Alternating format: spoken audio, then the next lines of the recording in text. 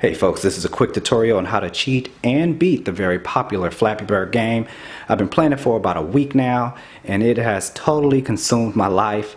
The concept seems pretty simple at first. You just sort of tap the screen to keep the bird alive, going through the obstacles without touching anything.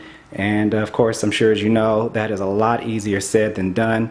But if I can do it, trust me folks, you can do it. So I'll just jump right in here and pay attention to the technique that I use. It's really about the technique on beating this game. So I'll start off and just pay attention because you can miss it.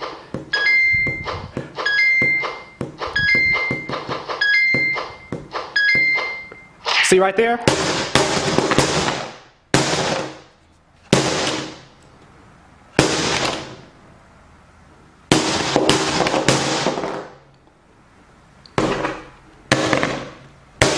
Hit it some more. You gotta fucking thing.